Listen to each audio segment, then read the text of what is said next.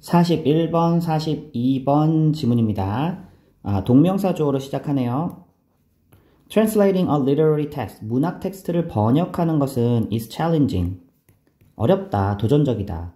그리고 and it's often said, that이라고 말해진다 라고 하면 되겠지, 그치? 가주어, 진주어인데 여기 이제 that 생략됐다라고 보면 돼요. 선생님, 이거 that은요, 이거 목적어, 명사절 대 목적어 자리에만 생략되는 거 아니에요? 사실, 반드시 그렇지만은 않아요. 말을 할 때, 보통 이제 뒷자리에 that이 오잖아? 예를 들어서 이제 보어 자리에 that이 올 때나, 여기처럼 가주어, 진주어 이렇게 해가지고, 어쨌든, that이 이제 뒤에 달라붙는 경우에는, 이렇게 가끔 생략해 주기도 합니다. 그래서, there will be an inevitable loss. 그러면, 뭐가 있을 거다? 불가피한 손실이 있을 거다. 번역에서. 라고 흔히 말해진다. 그지? 문학 텍스트 번역하는 거 어렵겠지. 자, 그런데 but that challenge, 그 어려움은 frequently, 종종 inspires, 그러면 자극하는 거죠. creative re-renderings. 그럼 이제 요거는 창의적인 어떤 번역을 자극을 한다. 관계대명사 꾸며주고 있죠? 자, 그 다음에 이제 동사 앞에 주어 비어있고 주격 관계대명사, 선행사 복수죠. 자, 그래서 이 prospect는 가능성인데 가능성을 제공하는 어떤 창의적인 재번역을 자극한다. 근데 뭐의 가능성이에요? 이득이라는, 그치? of a gain 했으니까 in translation, as well 뭐뭐도 역시죠, 그쵸? 그럼 이제 번역에 있어서 어떤 이득이라는 가능성을 제공하는 창의적인 재번역을 자극하기도 한다. 자, 무슨 말이냐면 이 원문에는 없는 문학적인 아름다움을 이 번역자는 어쨌든 예를 들면 한국어를 잘하는 사람일 거 아니야. 그래서 원문에는 정확하게 그런 단어는 없지만 요런 표현을 넣으면은 더 느낌이 살 것 같아서 그 느낌을 넣어서 문학적인 아름다움을 더해주는 그런 경우가 있을 수 있겠죠. 왜냐면 원문을 기계적으로 번역해 놓으면은 굉장히 딱딱하고 재미가 없어요. 자, 워싱머신 매뉴얼이죠. 그죠? 그럼 세탁기 설명서는요. 제공하지 않죠. The same challenges. 그러한 어떤 어려움을 제공하지 않죠. 설명서는 그냥 딱히 문학 작품이 아니니까 그냥 있는 그대로 번역해도 되죠. 자, 이렇게 앞에 부정문이 한번 나오면 뒤에도 역시 마찬가지다 할 때 no를 사용해서 문장을 도치할 수 있습니다. 그럼 뒤에 것도 역시 아니다라고 해석하면 돼. So, nor, therefore does it inspire. 그치? 여기 이제 도치가 됐죠. 의문문 어순으로. 이시 가리키는 건 세탁기 설명서일 테고, 그치? 그래서 동사는 여기입니다. 또, the same creativity either. 자, 그러면 이제 어떤 같은 창의성도 자극하지 않는다. 세탁기 설명서는 뭐 번역하는데 큰 어려움 없을 수 있죠. 기술적인 번역이니까. 자, 근데 이 사람이 질문을 던지고 싶은 거는 이거죠. But where? 어디에? In terms of the opposition. 이제 이 대립이라는 측면에서 아까 말했잖아. 문학적인 번역하고 기술적인 번역. 자, 그러면 이제 또 between literary and non-literary language. 어떤 문학적인 언어와 between A and B죠. 비문학적인 언어 사이에 우리가 도대체 어디에 might position, 위치시켜야 될까? philosophy's language, 이러한 철학의 언어. 이 철학 번역은 도대체 어떻게 해야 되냐라고 이 사람 질문 던지는 거죠. 과연 might philosophy one 했으니까 이거 조동사지, 그치? 아마도 이 철학이라는 거는 want to avoid, 피하려고 하는 건 아닌가? A translatory economy. 이 번역의 경제. 여기서 왜 이거를 번역의 경제라고 했냐면 아까 위에서 나온 내용을 좀 이제 비유적으로 설명한 거야. 번역을 하다가 보면 이제 새로운 막 그런 어휘를 쓰면서 얻어지는 것도 있고 손실되어지는 것도 있겠죠. 자, 그 번역의 경제를 꾸며주는 대시입니다. aim for 하면은 뭐뭐를 목적으로 하는 거지, 그치? 자, 그래서 여기도 주격 관계대명사고 but 다음에 동사 하나 더 나왔어. 위험을 감수하는 거지. 그래서 번역에서 이득을 목표로 하고 이득을 목표로 하지만 but risks a loss. 또 손실의 위험을 감수하는, 그지? 이 손실도 있고 이득도 있고 이런 게 마치 경제 같다는 얘기야. 그래서 번역에서의 경제를 과연 이 철학은 피하고자 하는 거 아닌가?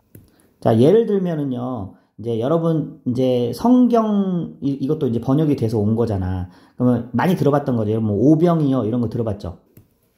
그때 이제 그 5개의 떡을 얘기할 때 그 영어로 쓰이는 거는 이거거든. 5 LOAVES 그냥 하나의 사례 얘기하는 거야.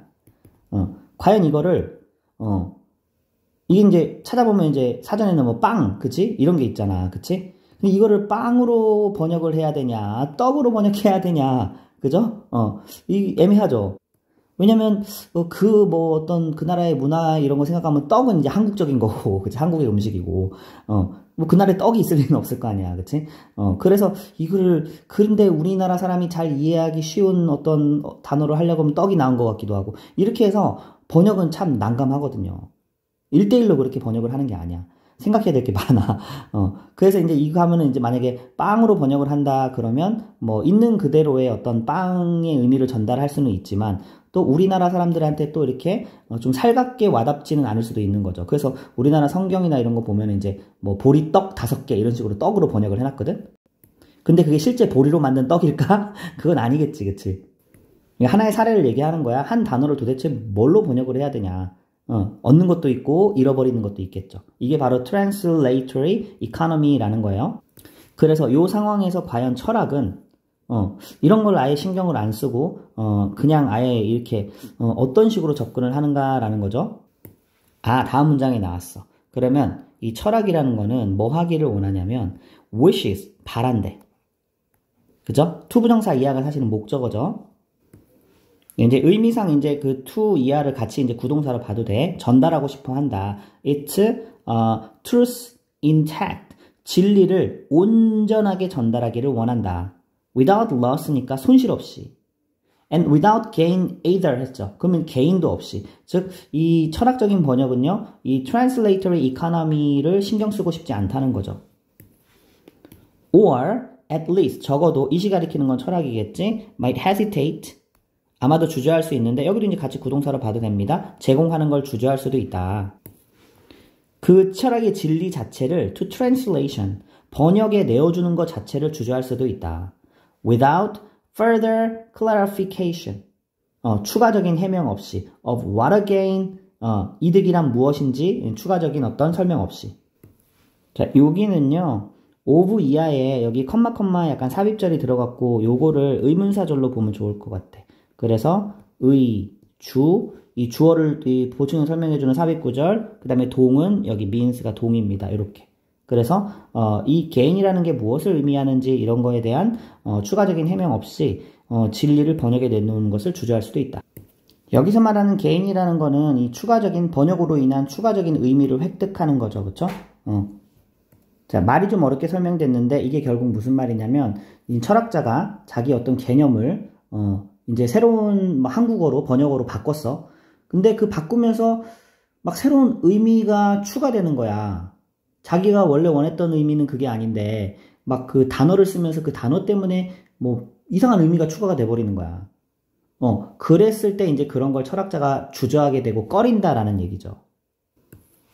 자, it cannot be a matter of, 그럼 단순히 어떤 문제가 아니냐? offsetting stylistic losses. 뭔가 좀 문체적으로 손실되는 거를 이 상쇄하고 보완하는 그런 정도의 문제가 아니다라는 거예요. 그러면 뭘 두려워하냐면 the loss philosophy fears, 철학이 두려워하는 손실은 바로 뭐냐면 is a loss of meaning, 의미가 상실돼 버리는 거. 필자가 원래 의도했던, 철학자가 원래 의도했던 그 철학의 진리의 개념 있죠. 요게 상실돼 버리는 것을 두려워한다. 번역 과정에서. 그죠? 그게 바로 뭐냐면 the compromising of a truth. 진리에 대해서 뭔가 compromising, 타협되고 훼손된 거다라는 얘기지. 자, 그러면 아까 이제 문학적인 번역과 비문학적인 번역이 있는데 철학은 그러면 뭘 선호할 수 있을까? 다음 문장이 나오죠. 그러므로 철학이라는 거는 might prefer. 자, 그럼 이제 어디에 놓여지는 걸 선호하냐면 이 prefer에 대한 목적어죠. on the side of non-literary language. 그렇지. 문학적인 번역은요. 막 이것저것 의미를 부여해서 막 뭔가 새로운 개념을 만들어내는 언어로 막 이렇게 해석한다고 번역한다고 그랬잖아. 근데 그거를 철학은 별로 원하지 않을 수도 있다는 거죠. 그저 진리가 훼손돼 버릴까봐, 막 새로운 의미가 덧붙여질까봐. 그런 의미에서 비문학적인 언어의 편에 놓여지기를 철학은 반할 수도 있다라는 거야. 그럼 무슨 의미인지 알겠지?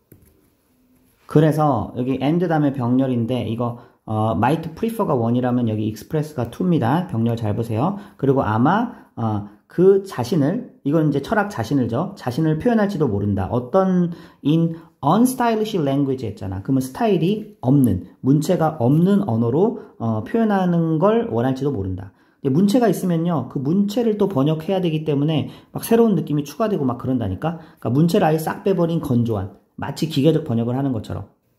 보세요. like 뭐뭐처럼이죠. 뭐 바디오의 mathematical writing. 그치. 수학적 글쓰기 딱 봐도 뭔가 건조해 보이고 문학작품을 번역하는 그런 게 아닌 것 같아 보이잖아. 그치? 자, so that은 목적으로 보면 됩니다. 자, 뭐 하지 않도록 no translator라고 했으니까 어떠한 번역가도 is promoted. 자, 어디에 자극받지 않아요? 1. rude and bold act죠. 그쵸? of creative rewriting. 어떤 창의적인 재라이팅이죠. 그쵸? 재작성. 그지? 이라는 뭔가 좀 무례하고 대담한 행동이라는 거지. 자, 거기에 자극받지 않도록 좀 딱딱한 글쓰기를 철학은 원할지도 모른다. 자, 이게 좀 번역이 해석이 좀 어려웠는데 내용 이해됐어요? 아까 얘기했잖아. 철학이 문학적인 방식으로 이게 만약에 번역이 된다 그러면은 한국어로 번역한다고 생각을 해봐봐. 그럼 막 이상해질 거야. 뭐 새로운 어휘를 써가지고 막 그치 새로운 의미가 막 창출돼버리고 막 그럴 거 아니야. 그러니까 그런 걸 싹 배제해버리기 위해서 딱딱한 번역, 그지? non-literary language로, 그치? 문학적이지 않는 비문학 언어로 번역되는 마치 수학적 글쓰기처럼. 그렇게 해서 뭘 원하는 거예요? 만약에 안 그랬으면 막 창의적으로 막 재작성이 되고 그럴 텐데 그런 게 이제 무례하고 대담한 행동이란 얘기죠. 그런 게 없을 수 있도록 수학적인 글쓰기처럼 딱딱하게 번역하는 거를 철학은 선호할지도 모른다. 야, 잘 이해된다. 그쵸? 자, 그래서 이제 마지막 문장은 만약에 철학이라는 것이 wishes to increase, 여기도 그냥 같이 동사로 볼게요. 증가시키고 싶다면, 넓히고자 싶다면, its range 했으니까 범위죠. 그리고 또 여기 이제 wishes to increase가 첫 번째라면 이제 두 번째 avoid죠. 뭘 피하고 싶어? being restricted to a national or regional tradition. 그지? 지금은 언어라는 제한상 이 철학이라는 게 어떤 한 나라, 그치? 같은 언어권을 쓰는 그 나라에 국한될 수밖에 없잖아. 그 개념이란 게 너무 어려워서 이 번역이 잘 안 되니까. 그지? 그래서 근데 이제 이거를 벗어나고 싶다면 이런 국가적인 제한이나 아니면 어떤 지역적인 전통, 그치? 여기에서 제한되는 거를 피하고 싶다면, 그지? 그럼 즉 다른 말로 하면 철학이 전 세계로 뻗어나가고 싶다면 뭐가 필요하다는 얘기야? 그게 needs a translation model. 그치? 철학만의 어떤 번역 모델이 필요한 게 아니냐. 자, 그래서 이제 마지막에 대시 꾸며주는 철학 번역 모델이죠. 주격관계대명사 해결되지, 그치? 그럼 뭘 전달해 주냐면, 그치? 철학적인 진리를 전달해 주면서 세상에 또, without any economic fluctuations. 이런 경제적인 변동도 없어야 돼.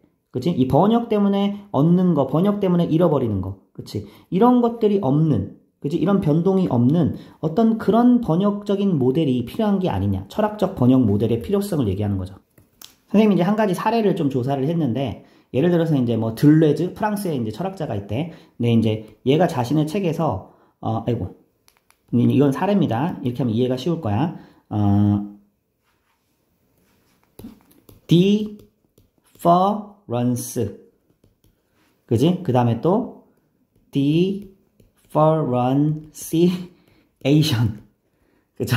비슷하죠? 요거는 차이라는 뜻이고 이거는 차별화라는 어떻게 이렇게 해석이 되거든?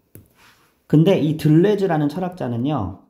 이 두 가지 개념을 자신의 저서에서 완전히 다른 어떤 개념으로 분류해서 설명을 했어. 근데 만약에 이게 번역돼서 이제 영어로 번역되거나 한국어로 번역됐다고 생각을 해봐봐. 그 의미를 우리가 이해할 수 있을까? 두 단어가 유사해 보이는데?